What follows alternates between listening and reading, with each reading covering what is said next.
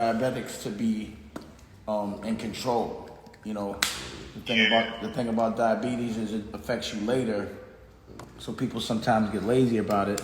But right now, immediately, it's in your best interest to be in the best health of your life, or at least to make sure your immune system has the same chance as everybody else. See, when your blood sugar, when you're out of control, you're more susceptible to infection for anything. So that's why they say that. You know what I mean? So diabetics have got it and got through it, but you have to, if your immune system is, and that's another reason why black people are getting it a lot, because they're the ones that eat the cheapest denomination of food, which is the unhealthiest.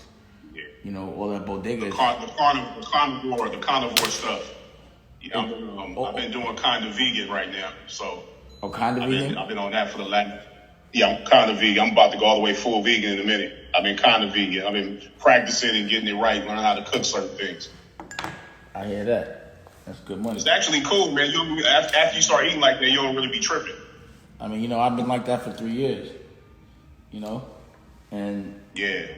The thing is, because I remember when you used to eat the steaks and all that stuff. It wasn't hard. It wasn't a hard adjustment for you though. Not at all, because meat automatically became disgusting to me. You know what I'm saying? So, I just can't eat it right now. It makes me nauseous. But I just had a burger that Rocky made that tastes better than a regular beef burger. It's just other alternatives that are healthy, and nothing has to die. Right. You know what I mean? So, Yeah. And she's, during this, being that I'm home all day, even though I usually was, but I'm not at the gallery, she's been cooking up a storm. Like every day it's been off the hook. And also that's why I think it's important that, if you get quarantined and you don't like the way your life is in the house, it's really important that when you come out of this, you figure out how, if you ever get quarantined again, that you really enjoy yourself and you don't feel it. This has been the time where all the independence that I've been talking about, where I say if you have a boss, then that means if he can't pay you, then he can fire you, or there's nothing you can do. Yeah. So look at a lot of my clients got fired, man. A lot of people got laid off that I know. A lot. And that's they don't get jobs for years. And that's the insecurity part. I've always been trying to tell people that at the end of the day, you think there's security in the job, but really that means you're just dependent on that particular business being able to function. And if it can't, then you're out of the job. And then what are you going to do? So a lot of people are like, what am I going to do? And hopefully the job is still there when I get back. But I think it's important right now that people are like, I'm never going to let myself get in this position again. Because when you're independent on a lot of levels, you're pandemic proof. So all my numbers are up.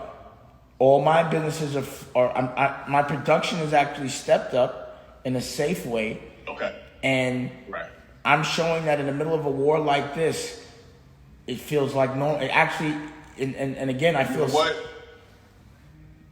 Not to cut you off, but what's crazy? Remember you said that yesterday. You already sort of were living. We both were living like we were quarantined anyway, because when you're independent, it's all in bet, so you're not really moving around out in the clubs and in the streets as much. But you already move like. So this is pretty easy for you. This actually just took your game up to another level, I'm sure. Well, just sitting there and you actually get to concentrate a little bit more. Well, basically what you have to understand is people that aren't really selling things of quality, their business model is going outside and pretending that they are. So all those people whose business model was going outside, throwing parties, and, pretending their life is better than they are to overcompensate for the fact that they really have nothing to sell other than, that they're pretending they're winning. Now you have to really sell something. So for me, I don't have to run around and look for opportunities and pretend I'm doing stuff and that I'm up and all that when I'm not. All I got to do is focus on making good work. And I don't have to go outside to do that. And now I can actually put it out where all the majors only depend on doing things with a lot of people. That's because they have to spend a lot of money. And they have to project when they spend the money, and they have to project how much they think it's going to make. And that's how it dictates how much they're going to spend. Right now, they can't project. There is, like, Facebook just said quit all their business functions till 2021 June for any gatherings over 50 people. Now, if Mark already knows that, he usually has good intel, whether it's hiding it from us or not. He's showing you right now, it's not looking like people are going to be able to do too much socially for a year. So this is why this is the time that you have to figure out how to be self-sustainable. Figure out what that product is that you really are good at making or get good at it, and figure out how to make money through social distancing. So my model is what I didn't really understand is, to me, my model was always recession proof because it's entertainment and it gives you residual income. I didn't even realize it was pandemic proof because I never thought it would happen. But it is. So you always have to be. You never looked at it as being pandemic proof because there was no pandemic for you to measure it by. I've never had that in my lifetime. But what I do know is my business model can stand a hurricane. It can withstand a pandemic. It can withstand a recession. You understand what I'm saying? And for some reason, I always thought it's always important to have as much content as possible just in case there's a time I can't shoot. So now I have so much content, but I also, because I own the cameras, because I own a 6,000 square foot facility, or, I have one, I can also make content when I feel like it in a very safe way, which is what I've been doing, Which is going into, like, what we talked about last week, how someone could even look at you doing the network as being a folly. But really, in actuality, that's where everything is going anyway, and it's already there, So you already knew this. I remember back in, like, early, that might have been 2000, maybe 2. When did you guys do Block Savvy? I remember when you guys were doing Block Savvy, and it was so much footage, and you had all this content, and you had, people going around filming stuff for you, but you were already thinking ahead of the game. But look at everything now. Like, everything is still not caught up to where you're at as far as content because you treated your whole mission like the Truman Show. Because I remember, like, when I would go to the house on Camden, you always had cameras around. Yeah. Well, what you're noticing is what you and I have been doing for the last 5 years, which is making content from our house. Now the world is forced to do that. And now that the world is forced to do it like that, I can actually make content outside of the house. So my thing is always to be doing something a little different than someone else is doing. You feel me? So now that everyone got to do what I was doing before, it's played out to me, and I'm on to doing something at a more evolved level. It was logical to me once I saw what the internet was, what it was going to look like in the future. Once I visualized that, it made no sense for me to conduct my business as I had been conducting it. And I also let the whole world know this. I did not keep it a secret, but I feel like the pandemic has actually speeded things up my process a couple of years, because now no one, or at least no one that's in the same business as me, which is the network business, can actually make new content. So you're going to see a lot of old content from everyone else, but you're going to see nothing but brand new content. So that means I don't have too much competition in this moment. So this is the time for me to make a break, or for me to make a go at the throne. Now it's time to take the throne. But the throne I'm trying to take in this moment is the television business. I took the throne in the fashion business. I took the throne in the music business. And one could listen to how I'm speaking and say, I'm being arrogant, but I'm just telling you the truth. When I look at something, I don't look at being good in the business. I look at taking over the business. And what I realized through this thing with Adam is how much of a surprise and how crazy it is when a black man questions a white man. How much a white man looks at it as disrespectful, and also how much we're programmed not to question them, right? So, because, I'm looking at this situation and I'm hearing I'm disrespectful, and every single conversation I had with Adam was televised, and none of them was disrespectful. I just questioned his point of view, and that's disrespectful to another culture. But also, within our culture, I've asked white, black, shooters, all type of people. Y'all think I'm a little different. I'm a unicorn. Y'all think I'm wild only because I'm the only guy that calls white people out as well as black people out by name, picture, right? So I would say to you, I'm going to give you this challenge. Can you name another black man, besides Farrakhan, that you know living, that actually calls out a white and black, but white people by their name? No, but nobody in this day and age. The last person was living in Harlem, which was Khalid Abdul Muhammad, but he passed. So now, nobody that I can think of. Right now, let me ask you another question. How many black people do you know call out black people and fight black people by name? How long is that list? It's a long list, brother. It's put it like this. It's like the Great Wall of China. It's about that long, brother. It's heavy. Now, that's not a coincidence. Now, take me out the equation. Just the fact that we do so much fighting of each other and we can't even think or even remember us fighting one of them means that must be a program. It is, right. Like I asked someone I knew that is a shooter and I said, Joe, we had a real frank conversation. I said, Joe, you never shot nobody white. I never heard of you beefing with nobody white. Why? No answer. It's just and you know why? I had a conversation with a white girl, a woman that I respect, about this. And in the conversation, I realized what it was. Everyone is always afraid to fuck up the plug. They never want to mess the connector. So the way we're controlled is they have us believing they're the plug, so we'll never do nothing to them. And that's the way we're controlled. The only reason why we don't fight them is because we think they're the only connect to hitting the big lick. And that's the reason why. So we don't speak up. You're saying we don't speak up in opportune times when speaking up is definitely appropriate. We don't speak up against them because we think they're the plug. They got us programmed thinking that if we fuck with them, we can't exist. Now, when you look at this Adam situation, like I heard what he said, his response. I watched it twice. First of all, it was funny because he shaved his beard off, and now he wants to be a different, complete person. So he's Mr. Rogers. I thought it was Ben Affleck when I saw it. Not even that. But number two, he was projecting that I'm again a rude person. But did you see me talk to him rude? Nah. What was rude to him was that I questioned him.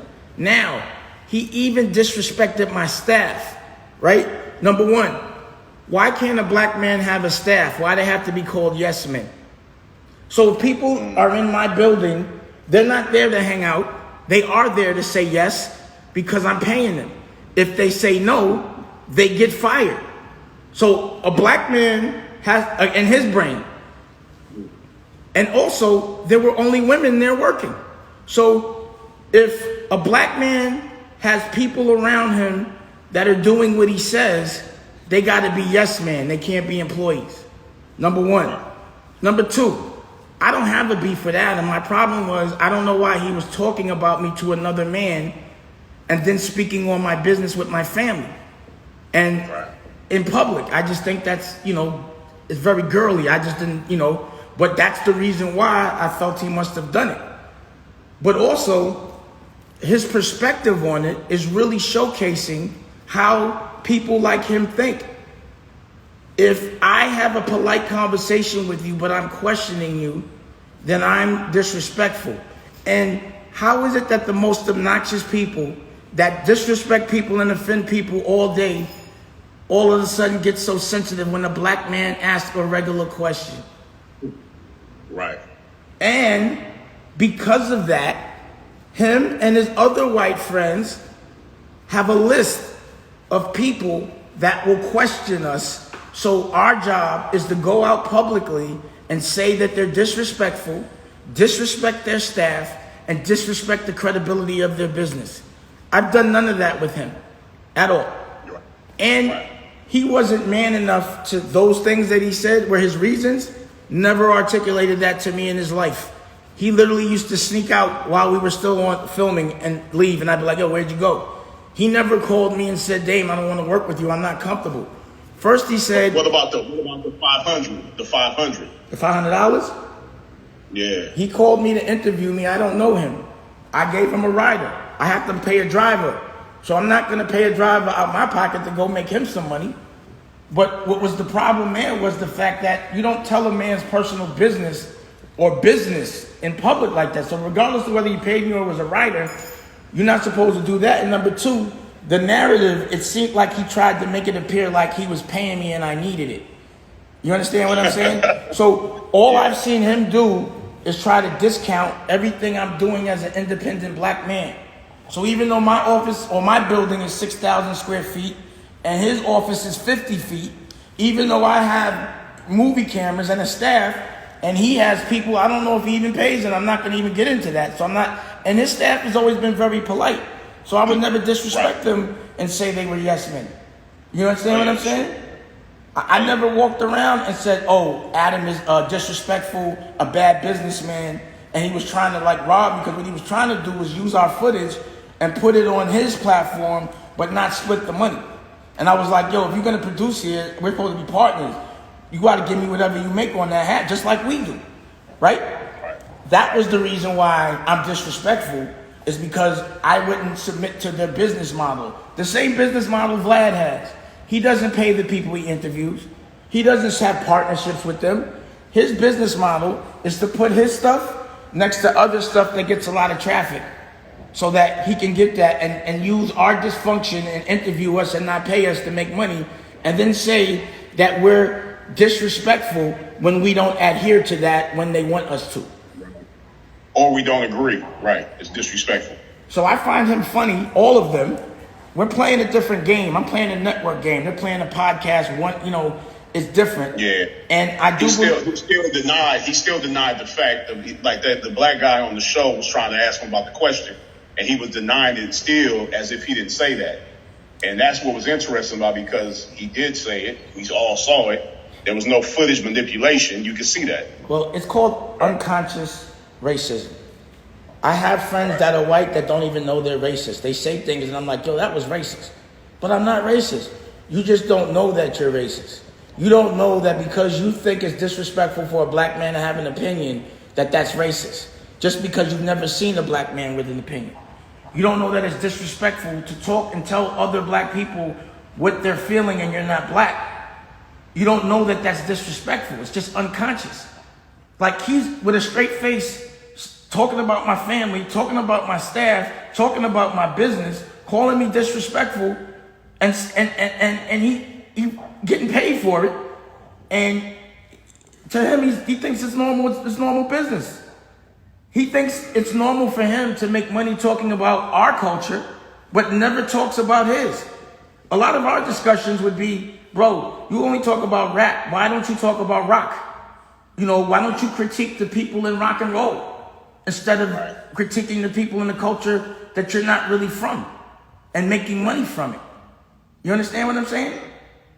Well, that's also why, like, every time we, like, I would say about 90% of the time we've sat down, you know, you can't have a guy that's this Yoda figure. That's what I call you, like the Yoda of hip hop, and not pick his brain about business and about life and his experiences. And you've seen his work. You've seen everyone has seen what you've done. You have proof of concept. So to sit with you and talk to you about, continually talk about Jay-Z or talk about Rockefeller, unless it's about the business aspects, is sort of a waste of time in this day and age. And a lot of people are seeing it now because so many people are compelled to just listen and watch gossip. They like the drama. They like all the bullshit.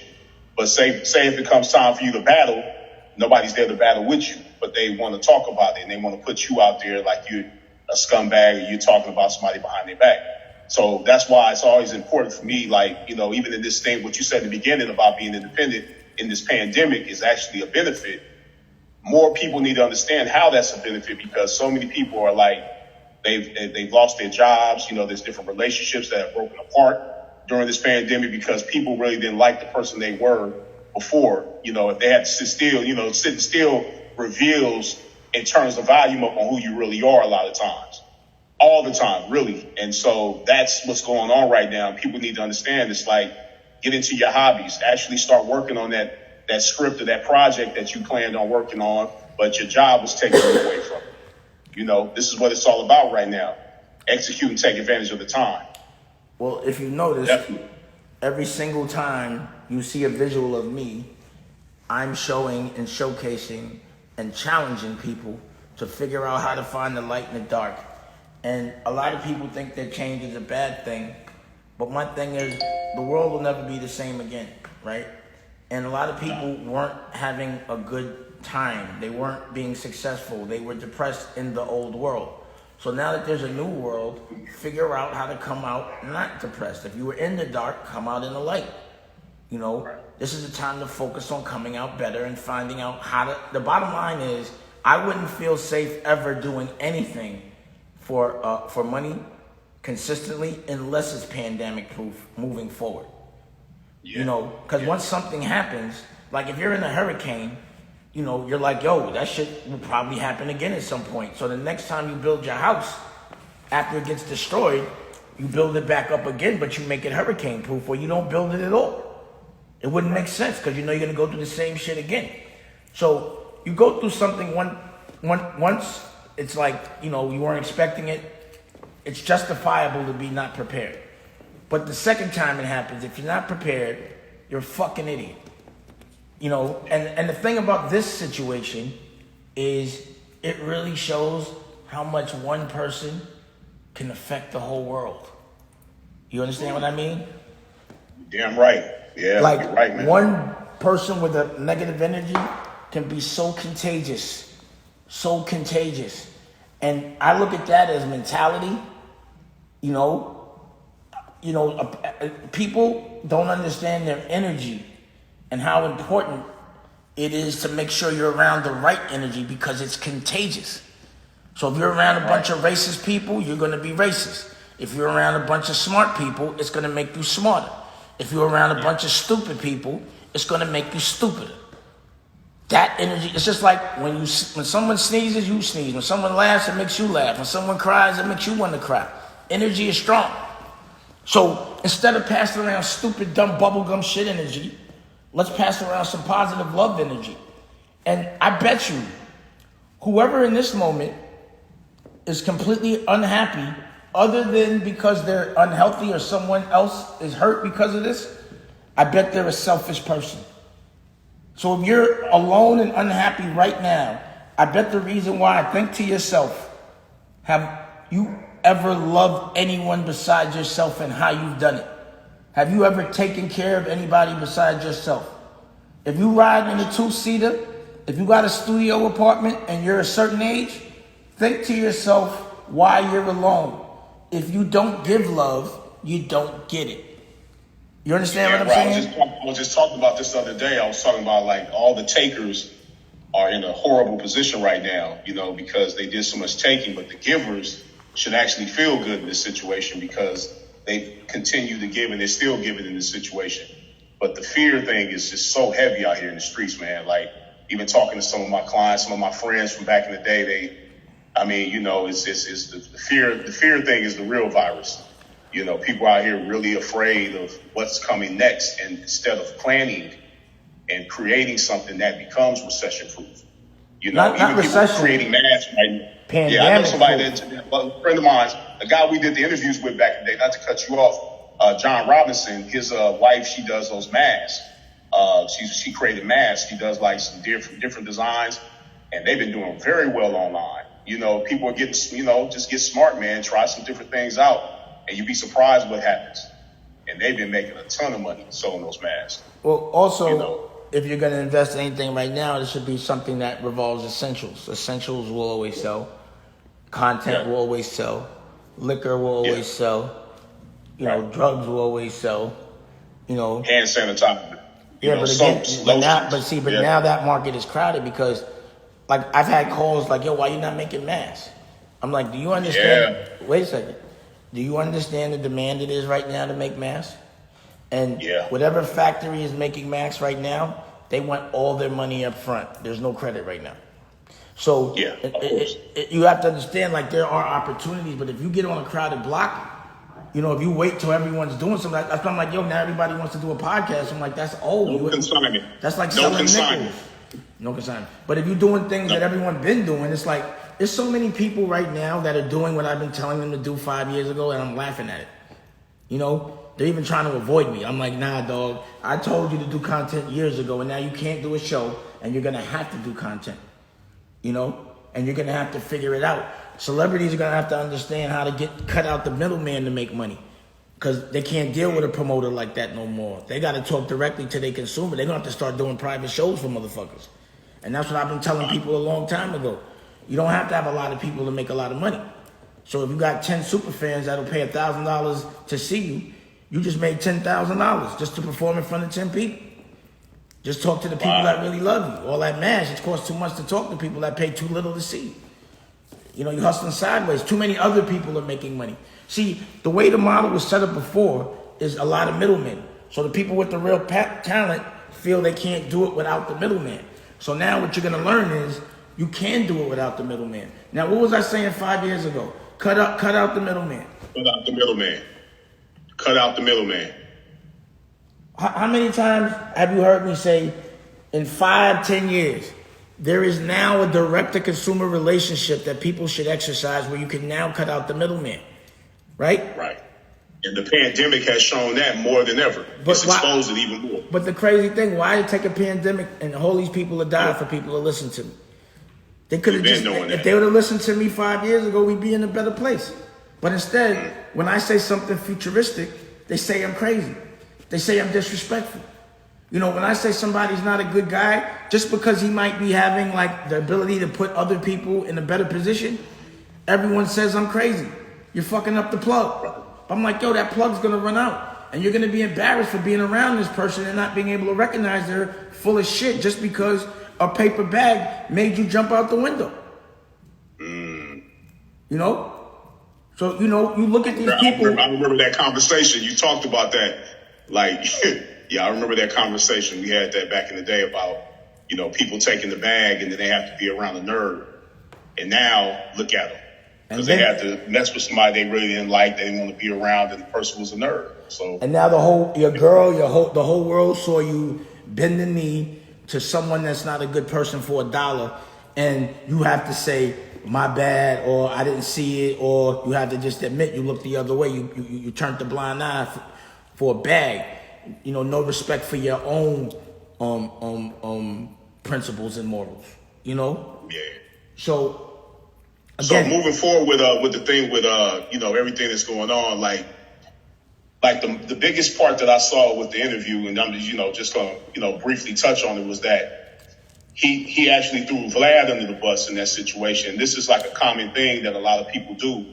You know, it's like Vlad didn't make him talk about you. You know, he asked him a question because it's, it was an interview show. So the main thing that I think that was silly about the thing is that he's not taking responsibility for what he said, and he's not taking responsibility for even talking about your family when, that should have been out of line and should have been something that he should have just, it shouldn't have been done. Well, think about this, Kenyatta, not to cut you off. I was in his face and asked him a plain question. Why do you think, as a white man, you could tell black people what other black people want? He refused to answer that question, and he doesn't even, now you're saying it's a lie or something, I don't know. So you think he's going to answer any other question, me from a distance, that he doesn't feel like a black man dare ask him a question? Then that would make me disrespectful. Like, I don't have a beef with Adam. He's Adam. Like, that's embarrassing for me to have a beef with a guy like that. No disrespect. But we just in this, even that's disrespectful for him to even be talking about me like that. He should be like, out of respect for Damon, I'm not going to say a word. Out of respect for Damon, when Damon asks me a question, I'm going to answer it. But instead, he's calling me names. He's calling my staff names. But really what that is, that's how they try to trigger us. But that doesn't trigger me, because I know that it's a distraction from the truth. He wants me to jump out of pocket so that he looks like it's justified. That's what they always do. So I'm calmly saying, what he should have did was just said it wasn't him, because he shaved his beard off. It looked like it wasn't him anyway. So he might as well say it's not me. Yeah, I almost feel like he's just preparing to be on, Entertainment Tonight, or he's using hip hop to get to break past pop culture. And sometimes the way to get into that circle is to sell our culture out, and then they'll let you in.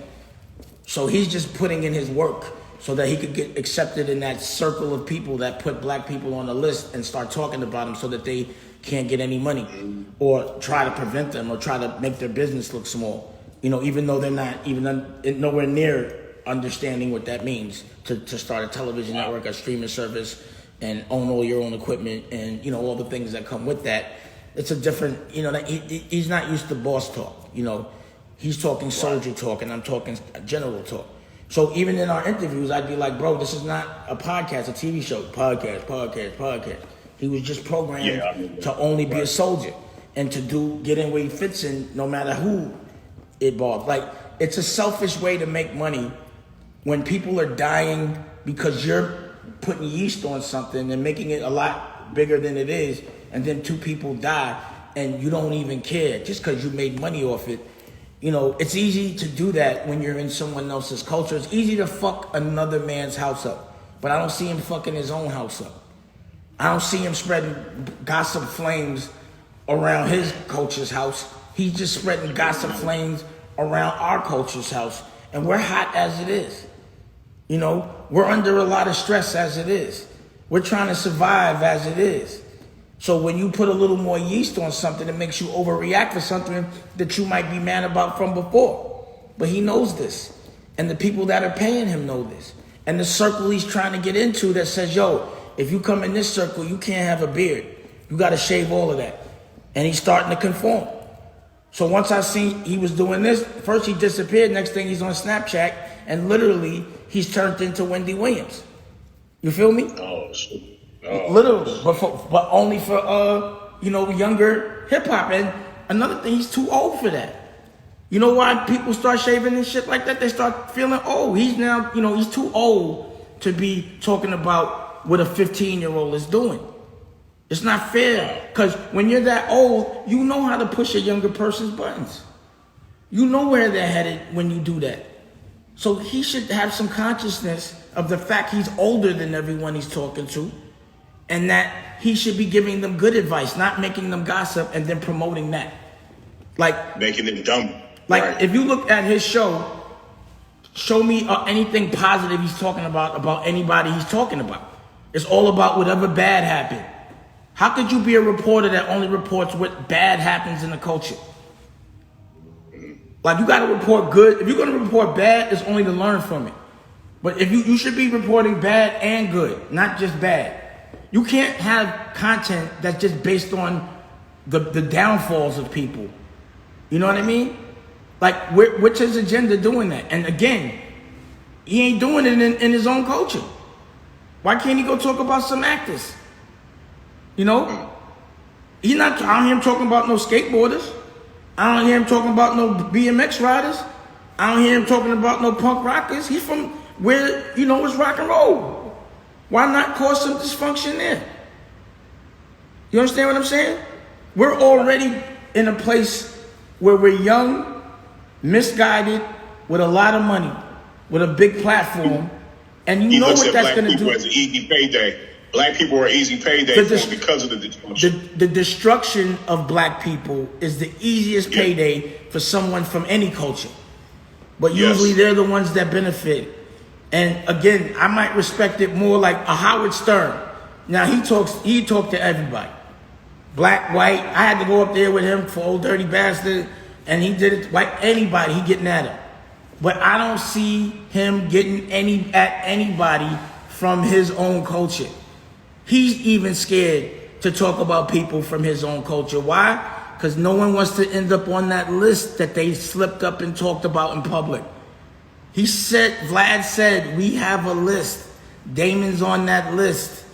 Obviously they're sharing a list. He said it.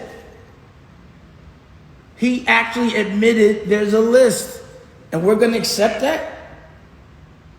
Anyway, fuck that list. Anybody who has that list is whiteball. They're only making that list because they're not allowed to work with me.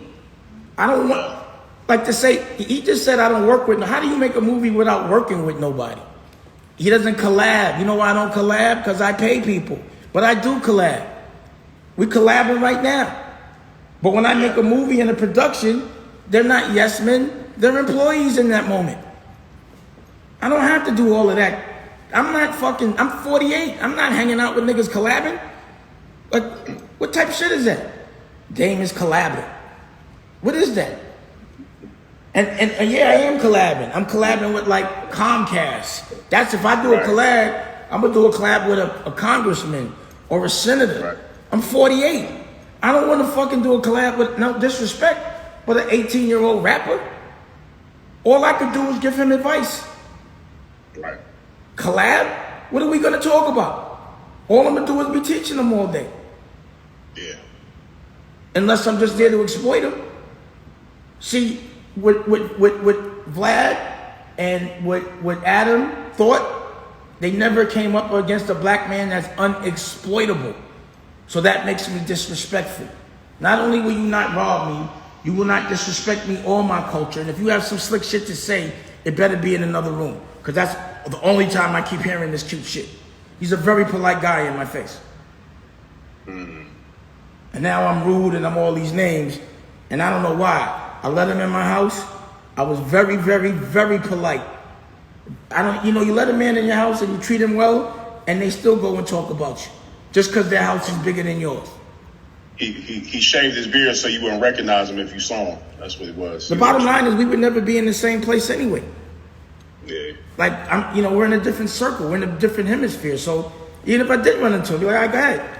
Social distance. Keep your 20 feet, bro. And keep it like that. But again, I didn't know we had a problem until I found out about it on Vlad. Because he wasn't man enough to, The question to Vlad is, where's this list and who's on this list?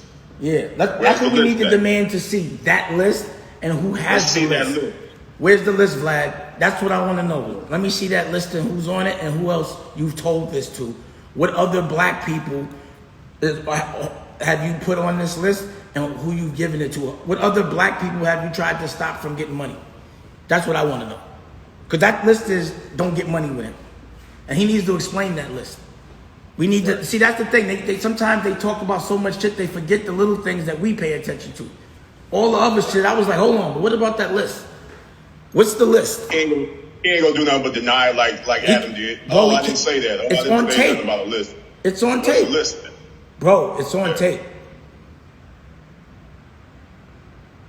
The list is on tape. Where's the list? Where is the list? So yeah, man. So shit. What's up with Tallulah? Man, Tallulah's thriving, bro. I did what I could to make sure I raised her direct. That's why I'm here. I've been consistent for 5-6 years. I've been able to really, really give her my point of view on life unobstructed. Because when you're around your child, no one can talk about you because they can't go by what they hear. They can only go by what they see. So can't nobody tell I'm a bad dad because she see me every day. And they don't. So whoever can say bad things about me can't talk about it, can't see me. Right. All she could go by is our interaction. So, it's crazy because what made me go into this life of social distancing was so I could be a dad. I adjusted my whole life so I could be with my daughter first. I had to be able to be flexible so that when she says come, I can run and just say, yo, I'm out. I can't be worried about, other people when my children come first. When you manage someone else, they're supposed to come before your children. And I'm not with that. You feel me? And she hates to be when you working and you have her. I remember that. She used to hate that. She wants all the attention, and she should have it. And the she thing deserves is, it. She deserves it. And why would I not want to give her? She's not going to be a baby very long. I'm going to marinate every moment of this because she's going to be an adult in like 2 years. So she's the miniature version of what she's going to be for a long time. I'm enjoying every second of that. I don't see why somebody wouldn't. You know what I mean? So. That's another thing. Through the pandemic, I still see nothing has changed for me other than let nobody in the house at all. Period. Right. And not moving around. I never was moving around. I go to my gallery, I come back and go to the doc. That's it. That's it. Keep it simple. My life is simple. I mean, I'm doing the things I enjoy. You know, Yeah. see, basically we're programmed to get up at a certain time, go outside at a certain time, come back home at a certain time, then party at a certain time. So this is just a glitch in the matrix. We're like, what are we supposed to do? What are we supposed to do? You know what I mean? But I never was in that program. So it's not fucking with, there's no glitch in my program. But I am being cautious. But if someone has to go to work and they don't have no choice, like I've actually spoke to people like, you going to work? Yeah, I have to. What do you mean you have to? So you have to risk your life because your boss says so? That's how people are actually risking their life for a job. Yeah, I know somebody like that. They're risking it for the job, and they have an opportunity. They can take off and get paid and say it's the corona, but too scared to lose a job. So you're getting on public transportation around unaccountable strangers. Unaccountable strangers. You program. Like I'm supposed to go to work. I'm not supposed to relax. I'm not supposed to take a nap. I'm meant to be worried. If I'm not worried, then I'm worried about not being worried. That's all that's happening. That's it. Hamster wheel. Running fast, going nowhere. Same thing over and over again. Yeah. So yeah, man. So yeah. What you say? My whole thing is to walk it like I talk it. You know. So every single week, I'm giving new, professionally produced content that was made during the corona. That's my get money while I'm home challenge. And I'm shooting movies, I'm doing writing, but I'm still being productive. Like every day I can still look and say, how much did we sell? You feel me? Every day. Every day. Every day. It'd be a good time to have a book out. Books are corona proof too. Yeah, I just. You know, I call it panda proof. It's panda proof. 4 chapters done. Well, you know, people at home. Information is panda proof. Kung Fu Panda. Kung Fu Panda proof, bro. You know? Mm-hmm. Word. Yeah. That's that. Hey, it's real talk. That's what it's all about. So don't waste no time. Everybody out there, to stop wasting time. Corona Get on your grind. It's the best time to get on something, man. Figure out something that's pandemic proof. Period. And I bet you it'll be way easier than what you was doing before. They'll yield and you'll get some residual income. I bet you. So again, listen to what I'm saying now. All right, damn. So let's build tomorrow. Yeah. Or like Saturday. What's up with Saturday? Whatever, bro. We ain't doing nothing. I mean, you know, we're gonna get this and send it to you. Do what you gotta do. All right, shit. I hit you. All right, my nigga. All right, I got you. You taped it or we taped it? I taped it. All right, cool. He should probably tape it so he could just have it. So we have to send him the Dropbox. He could tape it too. You know what I mean? So we here. What's up, y'all? Yeah, so I was kicking it with Hip Hop Motivated. It was about that time, you know, we needed to talk. And we're going to edit that up. Not edit it, just put it out tomorrow. You know what I mean? And shit like that. But I do think it is strange, people's perspective on what is disrespectful. You know, questioning a pattern, questioning a certain person just politely makes you disrespectful. And really what it's really letting me understand is we are programmed to think that questioning the plug is disrespectful. And the people we think are the plug are not the plug. We're the plug. And that's what we have to understand. We the plug. But we're being gaffled into believing that we are not the plug, that they are the plug. And we need them to tell our stories, to have our music out, for our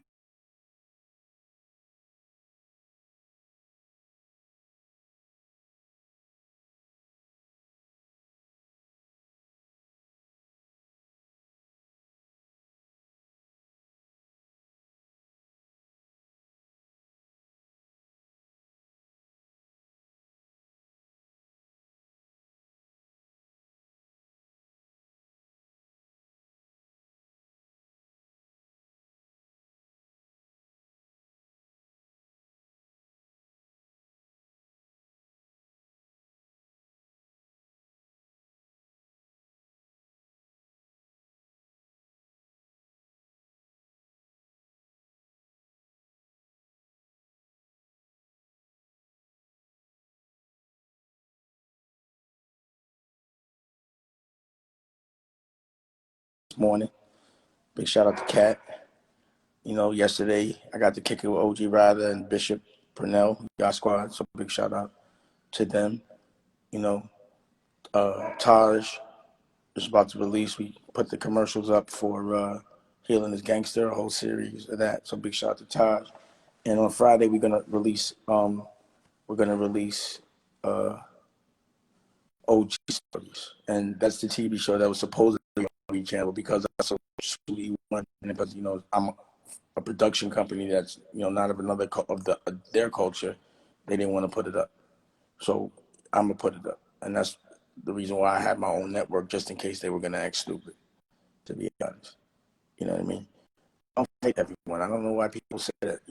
Does a boxer fight everyone? No, they fight boxers. They have to fight. They're fighting. I'm fighting everyone that's disrespecting us. But, that's business. You don't understand because maybe you're not a boss or you've never been in business or you never paid a salary or you've never generated large, sums of income. There's always going to be issues. Disney probably gets sued every day. Nabisco gets sued every day. That's why businesses have legal departments. You know what I mean? But I'm a business, but because I talk to you like a little person, you think I'm having some regular your kind of problems. These are not your kind of problems. These are my kind of problems. And they're not problems. They come with the game.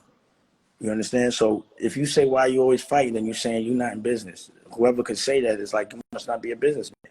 Because a businessman is always fighting for his company. Someone's always trying to take something from them. Unless you make an example out of somebody. And if you notice, I'm the kind of guy that doesn't want to take one block. I'm trying to take 4 blocks at the same time. So of course there's going to be some static from one of those blocks. But I think I can take them. I'm always fighting because there's a lot of lambs out there that I think I could take. Period. Alone. Assalamu alaikum shalom. I think I can take them alone. And y'all can watch it, judge it, do whatever. But this is my game. And there's really no one playing my game. So I don't really, I can't expect people expect people to understand what's really going on here. And, the magnitude of what I'm doing. Just like 10 years ago when I was telling everybody to get content, being independent, they couldn't understand it. It just wasn't in the program. So I've been doing a little bit of deprogramming the last 10 years. I've been consistently teaching independence and self-worth every second you see me until it becomes normal. I'm changing the program. I'm not doing that for me. My program's already changed. I'm doing that for us. And if you consider that you're still stuck in the program, go to somebody's page that's stuck in the program. That's what I would do. You understand what I'm saying? But I'm not going to be stuck in this. I was never in the Matrix. And look what happens when there's a glitch in the Matrix. Everybody's like, stuck. You know what I mean? So you could, like a lot of stuff I say makes people uncomfortable because it's like they got to look in the mirror. They have to face their insecurities, all the things that they should be doing that they're not, and they're aware of it. Like some people might be like, damn, I should fight harder for my kids, but I'm not. And so instead they talk shit. Damn, I should fight harder for my girl, but they don't want to because they lazy, so they want to talk shit. Or maybe I should invest in something other than myself or something that's going to give me some income in the future instead of buying these sneakers. So if I listen to Dame, I can't buy them sneakers. I got to buy something that's for my family. Then I'm going to talk shit, And that's just how I see things.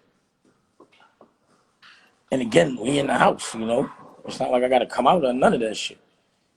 But again, I talked to Dr. Conti today from, if y'all remember, me and my brothers did the therapy show, and I spoke to my brother Jeremy today. I spoke, my daughter. Me and my family are A1, bro. Every family goes through shit. You know what I'm saying? But for some reason, people don't think we're human. I don't get it. And we don't hide nothing, so y'all can make things a bigger deal than they are. But as you see, things are smooth over here. You know what I mean? That's all. So anyway, let me see what people saying. Please hire a psychologist. I have a lot around me. I have a television network, and actually in the network, there's a show called Healing is Gangster, and there's a lot of therapists. You know what I mean? So, and that's the reason why I show it, so that while I'm getting therapy, other people can learn from it. You understand what I'm saying? See, usually when you see something in somebody, you're really seeing it in yourself. So if you see a fault in somebody, like when I see faults in people, I say, damn, I can relate to it because I think I must have done that before, or I might have that same fault. So then I reflect. Why did I say that? What about me do I see in that person that I can give them some kind of advice? So, when you find that you're talking about people and what they need, you're really saying what you need, and that's clinical, bro. And I just gave you that advice for free. You know what I'm saying? And that's what I do. I give information for free. Now, when I produce content, I got to cover my costs. But talking, that shit don't cost me nothing. So I just give it away. Don't have to. You know what I mean? I really don't have to. The mission will always continue. You always have to have a purpose. If you're on this planet breathing and you have no purpose, then you're going to be depressed. You really will. You always have to have something you love to fight for. And it's not really looked at as a fight. It's just part of the game. You know what I'm saying? It's just part of the game. That's all. Yeah, so, hey, Nicolette, let's put up the commercial for original OG stories, because we're going to put that up Friday. So we're going to put that up Friday. More comedy Monday. Damn. Already up. Everybody look at Nicolette's outfit today. She's killing it. She's a little cutie today. Ah, look at Nicky.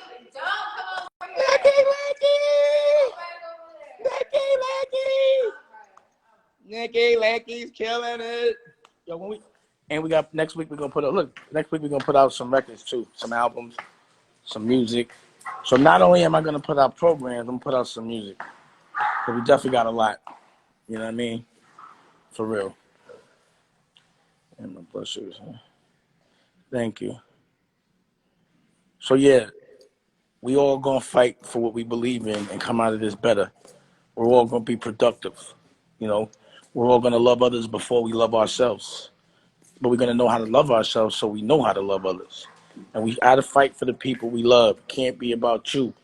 It gotta be about we. We just gotta find out who that we is. And you can't mind losing the battle. You just gotta make sure you win the war. It's not about the battles. It's about the war. Sometimes I make people think they've won the battle just so I can win the war. I'll be setting people up lovely. My chess game is off the chain. I will definitely lose a rook to go get a king.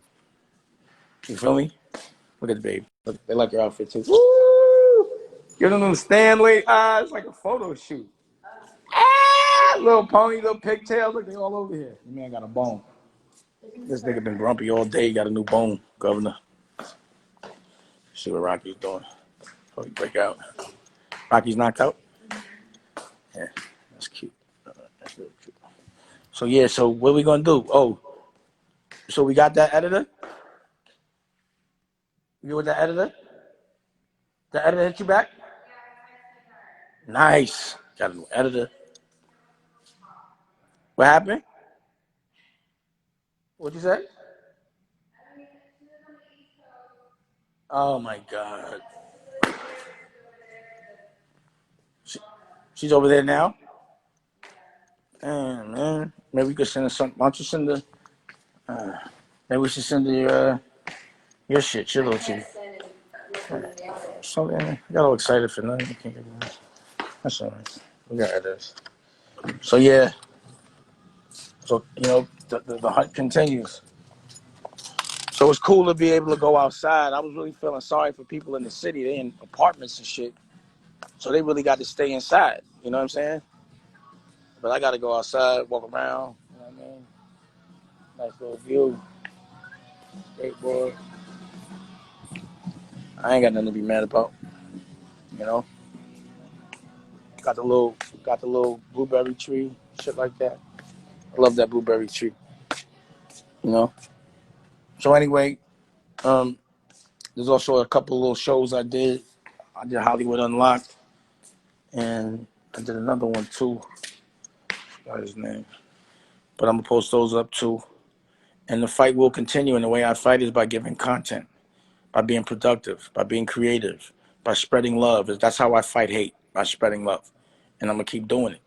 And I'm gonna be unapologetic about it. You feel me? I don't care. If you stand in the way of my love, I'm knocking you down. And you can call me disrespectful if you want.